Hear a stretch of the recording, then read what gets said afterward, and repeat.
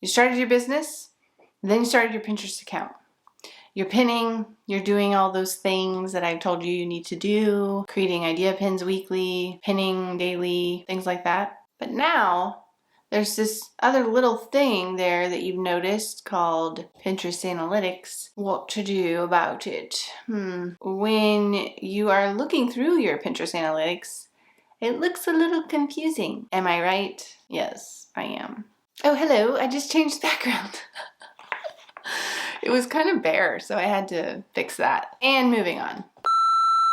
Let's get back to why we're here. So yes, back to Pinterest Analytics. Can it be confusing? Absolutely. Does it have to be? No, it does not. When you know your why you are marketing on Pinterest, then it's easier to kind of narrow in, zero in is the word I'm looking for, zero in on those Pinterest analytics that really matter to you. Reviewing your Pinterest analytics and knowing what you are looking for, is really what's going to help guide your strategy, your tactics on Pinterest as you market your business there. Let's go talk about it. Let's talk about it. Hey, I'm Tabby with Simple Pin Media, and we are here to help you find your perfect person on Pinterest. Okay, so first and foremost, I just want you to know that just because there's a lot going on inside that Pinterest Analytics page, it doesn't necessarily mean that you need to use all of that information. So to make it easier, know what you are looking for before you go jumping into the analytics and then you're totally overwhelmed and then you want to burn it all down. So for instance, maybe you want to look at your pins. Maybe you want to see what pins are being clicked on the most. Maybe you want to see how one pin design compares to another pin design, or perhaps it's the pin copy or the text overlay. What is resonating with your audience? Things like that. You would look under top pins in your Pinterest analytics.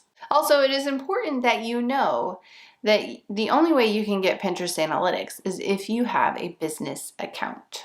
Maybe you haven't even seen your Pinterest analytics yet. Do you know where it is? Let me show you. First of all, in my demonstrations today, they are all being shown on desktop. You can look at analytics on your phone, but it's just much easier to look at everything on desktop. So where is it? When you open up your business Pinterest account, it's automatically going to show you stats, numbers about your Pinterest account as soon as you open it. That's in the business hub. That's kind of like a general idea of how your account is doing. But if you want a more detailed look at everything, you're going to want to go up to that analytics button, drop down thing, and click on overview for a more detailed look at things. So when you click on the analytics drop down, you're going to see at the top overview. Then you're going to see, what would it be? Audience insights, conversion insights, and trends. So let's start at the top, the overview. This is where we get the majority of our information when we are managing for clients and our own account, Simple Pin Media, which you should go follow, by the way. First, to the left of the page, you're going to see the filter bar. That's what I like to call it. That is where you get to filter out different things. You want to be more specific about what you're looking at. Things like only looking at your website rather than any other sources that might be coming through your Pinterest account. At the top, you can select specific pin formats. So you can either select all pin types, and you can see the analytics for all of your different types of pins that you are creating. Or you can select standard pins. You want to just look at how your standard pins are doing, or idea pins, or video pins, things like that. And then as you scroll down, you'll see the line graph, and you can filter that with the drop down by looking at impressions specifically, or pin clicks specifically, or outbound clicks, things like that. You can continue to scroll down. You'll be able to see specifics on group boards and then specifics on pins, top pins. If you are just starting out, something I might recommend that you do is to track your analytics monthly. Don't go in there every day. Don't even go in there weekly, because it's going to change. It's going to look scary sometimes. Things go up and down, just like with any other platform. They go boop, boop, boop, boop, boop, boop, boop. And so if you go in there on a day where it's like way down, it's like, what am I doing wrong? But you might not be doing anything wrong. It just might be the typical ebbs and flows of internet traffic. Just keep track monthly. Maybe create a spreadsheet or however it makes sense in your brain to keep track of your analytics. And based on your goals for Pinterest marketing your business on Pinterest, pick the top 3 metrics that you have determined are important to your goals on Pinterest. For us, we like to track impressions, saves, and outbound clicks. This gives us a great indication as to whether we are hitting the right spot as far as getting in front of the audience that we want to be in front of, and if it is resonating with them and they are saving these pins thinking, I'm gonna need this. But ultimately, what you decide to keep track of monthly is up to you and what you want to accomplish in your marketing on Pinterest. Knowing your top boards is just going to be helpful for you in knowing kind of what resonates with your audience, where you want to be putting your pins more often. And obviously knowing your top pins is going to be valuable to you, because then you'll kind of know either what topics or design is really resonating with your audience, and then you want to continue down that path as you create more pins.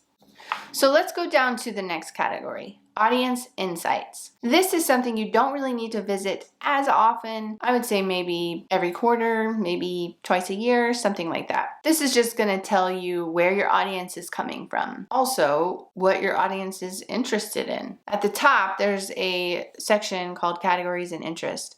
This just gives you an idea of other topics, other interests that your audience is searching for, looking up, just to give you a more well-rounded view of who your audience is on Pinterest. Also going to give you age ranges, top age range that is looking at your content, gender, location, where they are in the world, and the devices that they are using. That is important to know, because if you are not keeping things like mobile in mind, and the majority of your audience is looking at your pins on mobile, if your pins are not mobile friendly, then they're not going to compare to the other mobile friendly pins out there. So when you are looking at your audience insights, what I want you to do is make a list of all of your top performing categories and keep that in mind as you are creating content. And next, the Conversion Insights tab. This section is particularly good for our e-commerce people out there. This is really where you get to measure the impact of your Pinterest content. Conversion Insights is really where you get more information on those metrics like checkout page, add to cart page, page visits, stuff like that. When you know your audience conversion journey, then you're getting a better idea of the Pinterest customer journey. It's like a funnel within your funnel. This is also where you can identify top performing pins and turn those into ads for even better results. So as you can see, Simple Pin Media doesn't really have products that we sell on Pinterest. We're mostly just a service provider, but this can just give you a general idea of what you're looking at in Conversion Insights. And the last section under the analytics dropdown would be trends. This is a pretty cool tool. Okay, this is a pretty cool tool that Pinterest has for us to use. There are several aspects of the tool that you can use in different ways. First, I'm scrolling down to show you the different categories they provide. They'll first show you the surging top trending searches on Pinterest that week. So you can look through those, and if any of them are applicable to your niche, then you could totally capitalize on that, and you could totally create content around those top searches. And as I continue to scroll down, Pinterest is providing popular content in their top 5 niches on Pinterest. And then my favorite part of this tool is at the top in the little search bar. You can research your own keywords and how they compare to each other on Pinterest specifically.